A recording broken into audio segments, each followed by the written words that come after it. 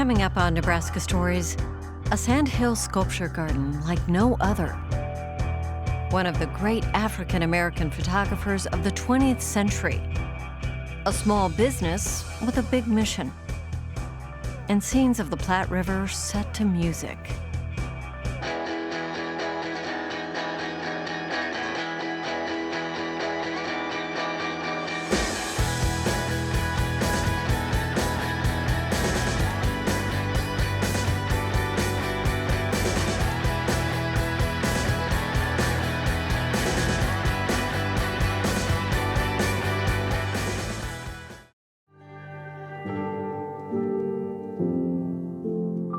Off a quiet stretch of highway along the eastern edge of the Nebraska Sandhills is a small ranching community that draws visitors from all over. This is a rather plain bronze, but the more you look at it, the more detailed it is. Look at the details in his shirt hanging down there, shirt cuffs. With a population of 117, the tiny village of Bartlett has one important distinction. We got the most bronzes per capita of any town in the world. One for every 3 people, about. I don't think anybody can top that.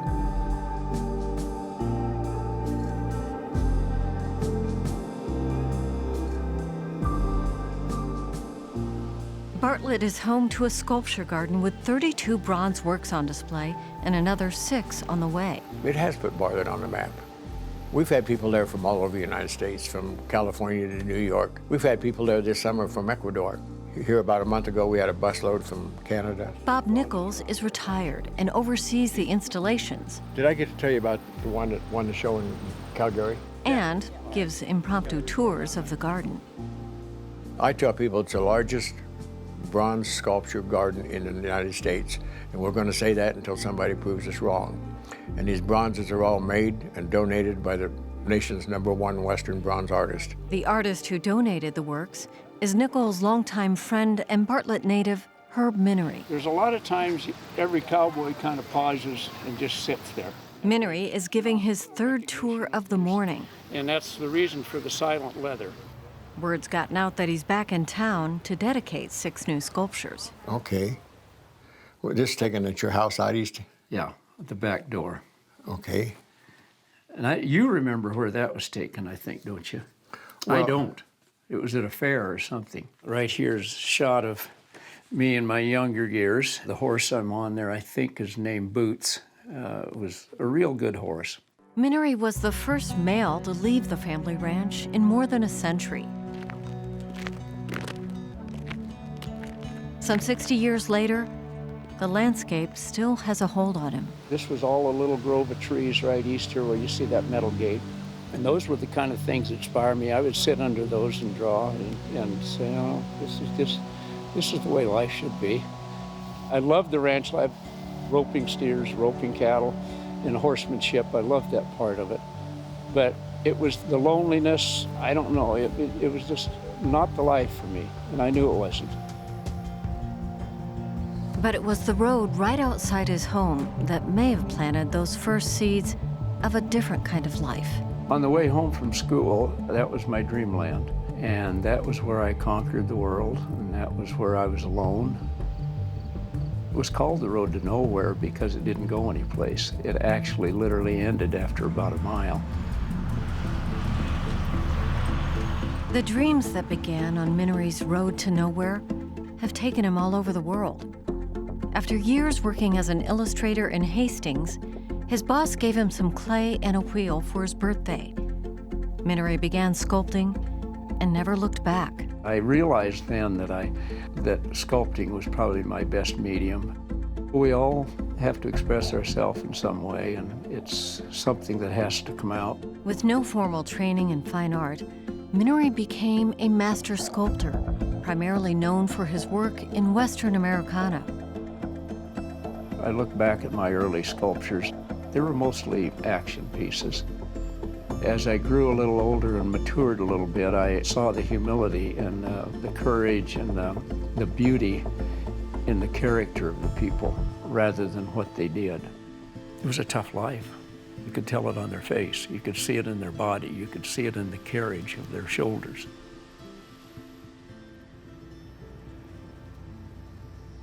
Minnery and his wife Sherry moved to Colorado a few decades ago to be closer to their bronze foundry, but they remain strongly tethered to this pocket of Nebraska.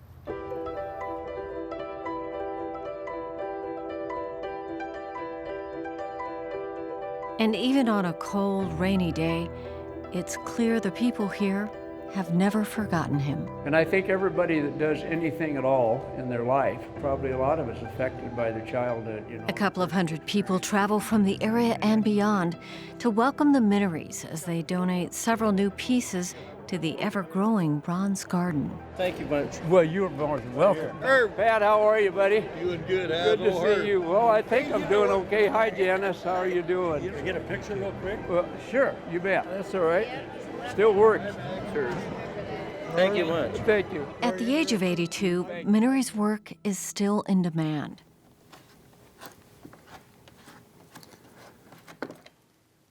While he spent a career sculpting the faces of everyday people of the American West, he tackles other subject matter with ease. Back home in his Loveland, Colorado studio, Minnery is shaping the clay on a 12-foot sculpture of St. Michael for a nearby church. And it's amazing what can stop action or what can change the feel of a piece. I mean, even right down to the ends of the fingers. When you're sculpting or painting, every line of that thing has to pertain to the movement that you want to portray.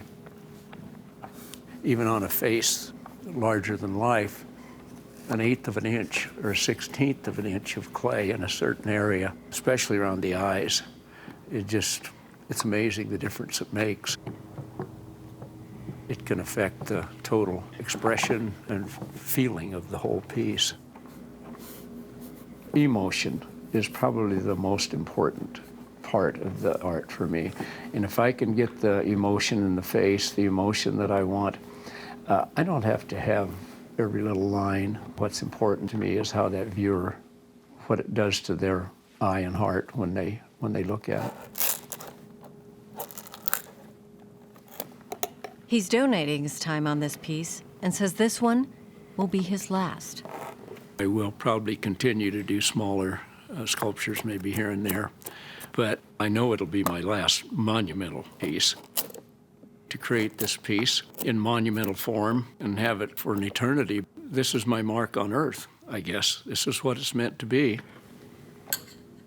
It occurred to me that probably all of the pieces I've done, the 60, 70, 75 plus monuments that I've done over the years have essentially been meant as a practice, just a practice run for me, building up and culminating in this piece. So I thought for that reason it's very appropriate that this be my last monument. If a looming St. Michael is the capstone on a chance career as a sculptor, the legacy for this cowboy artist may be a little closer to where his dreams began.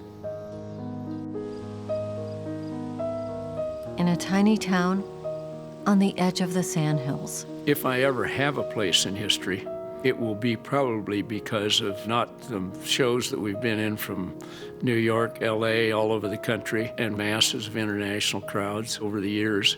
It's probably ironic that will never be my legacy. My legacy will probably be a sculpture garden in a little town in the middle of Nebraska. And I'm more than satisfied with that, too.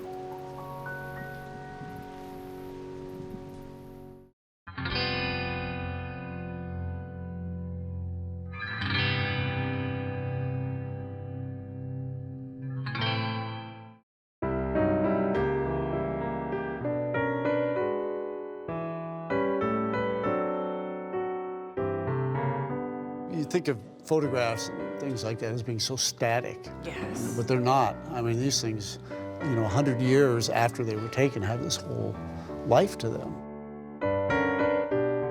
For more than 50 years, Doug Keister has held the key to an American treasure. So it just makes a great, natural sort of picture. In 1965, he bought a box of glass plate negatives from a good friend for only $10. When he put them up to the light, what he saw was a forgotten world, frozen in time. Lincoln, Nebraska, in the early 1900s. Originally, they thought that a guy by the name of Earl McWilliams had taken them because the family knew that one of their relatives, Earl McWilliams, had worked in a photo studio. But further research showed that it was actually a guy named John Johnson. We found his signature on stuff, and Earl McWilliams was a photographic assistant.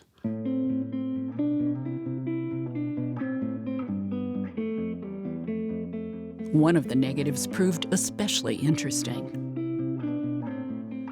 When I scanned it, I realized that back here is John Johnson. That's the photographer.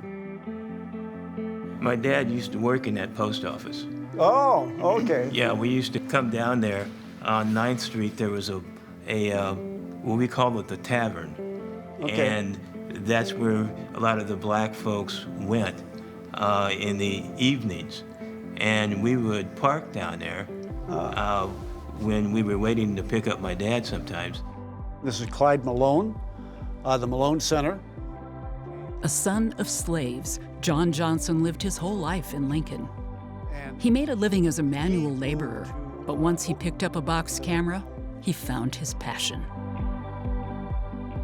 When you look at John Johnson's photographs, the lighting or him using the existing light in a certain way of positioning people and turning them a certain way so they're not in bright sun, so you get this softer light, more even skin tones. These are not snapshots. This is a guy that knew how to do it.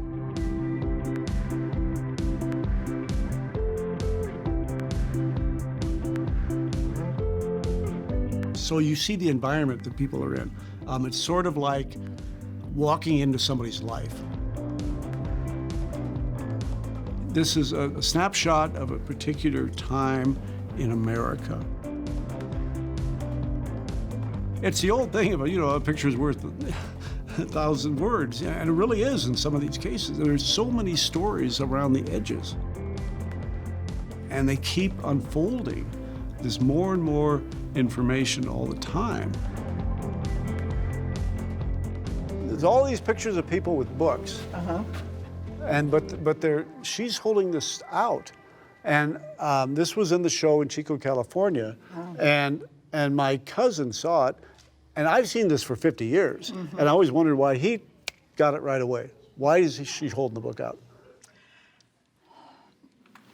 To show that her hairstyle is similar. You got it. Yeah. So she is saying, the pose. She's got a little more attitude. Yeah. But the hairstyle. She is saying, I'm every bit as good as that woman. Okay. One of the interesting things about John Johnson was that he took pictures of African Americans and immigrants together, and sometimes separately, but he was documenting this part of Lincoln, Nebraska that was integrated.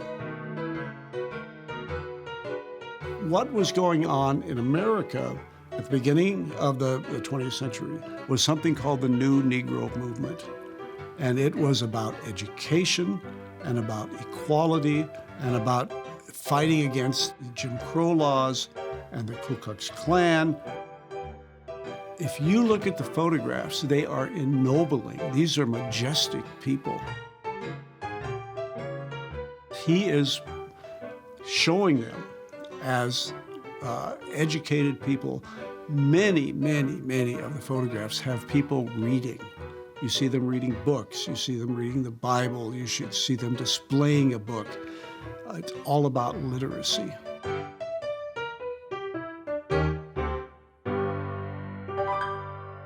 I paired this with one of my favorite Oprah Winfrey quotes, and it's, books were my paths to personal freedom. I learned to read at age 3 and soon discovered there was a whole world to conquer that went beyond our farm in Mississippi. My personal opinion, this photograph and this quote should be in every school and every library in America.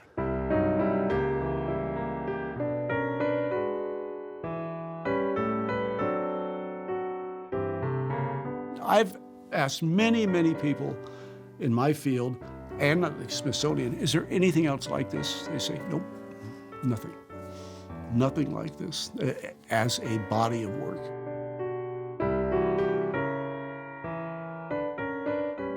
And so it's part of my job and others that are trying to do this to elevate him, to be one of the great photographers, one of the great African-American photographers for sure of the 20th century, but one of the great photographers of the 20th century.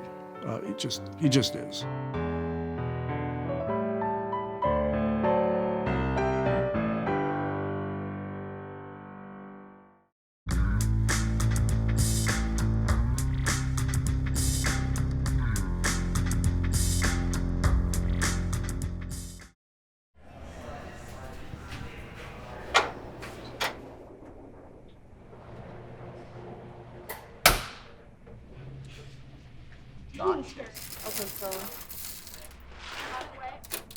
If you look at that demographic, there's a whole host of negative outcomes that are associated with it. But I think the thing that really stood out the most is there's a 50% unemployment rate in that demographic. We started this bike shop, coffee shop as a means to provide workforce development for young adults who've been impacted by the foster care system.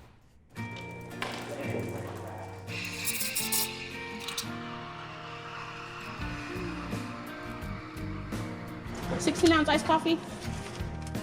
Our bottom line is not profits, our bottom line is the programming. So the programming that we provide is financial literacy.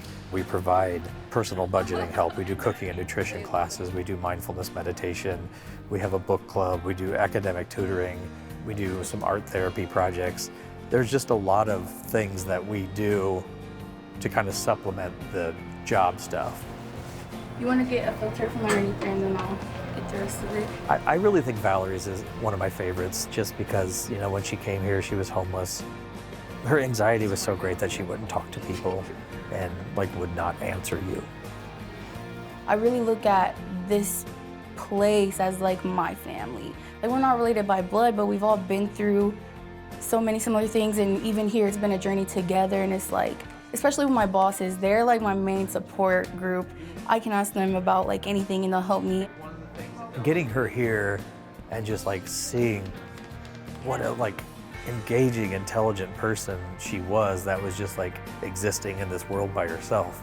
And so she gradually starts to come out of her shell, and then she starts to really become the a great barista, and then you start to see the leadership qualities in her. Is it expanding? Yep, you blossomed them perfectly then. Changed my life completely. Completely. I think as a society, we're kind of making it seem okay for them to be a disposable demographic. We know that young adults age out of foster care system, and we know the negative outcomes that they face, but it's something that continues to happen.